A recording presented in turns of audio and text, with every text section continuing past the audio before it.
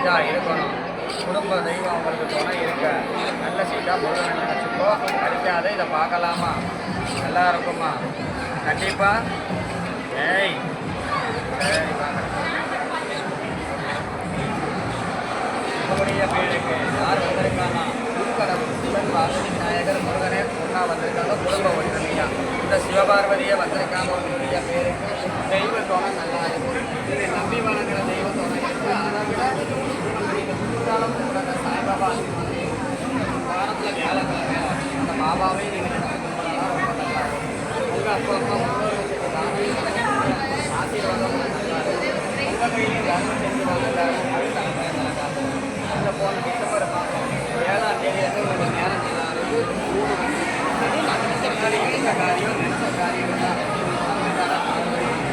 அந்த காரியம்லாம் வந்து கண்டிப்பாக நடக்கும். பொறுமைசாலி சிலதுக்கு பொறுமை அனுபவம் யாராக இருந்தாலும் அன்பால்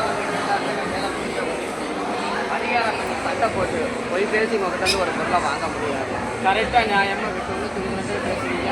அந்த வார்த்தை சில பேருக்கு உங்களுக்கு பிடிக்காது. யாருக்கு பிடிச்சாலும் பிடிக்காம நான் என்னைக்கும் ஒரே மாதிரி தான் நினைப்பீங்க.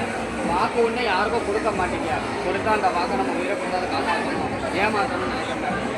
யாரை ஏமாற்றியும் வாழலை இது வரைக்கும். நம்பிக்கை தான் உங்களுக்கு என்னைக்கு பிடிக்குமோ நம்பி வந்தவங்க ஆதரிப்பீங்க.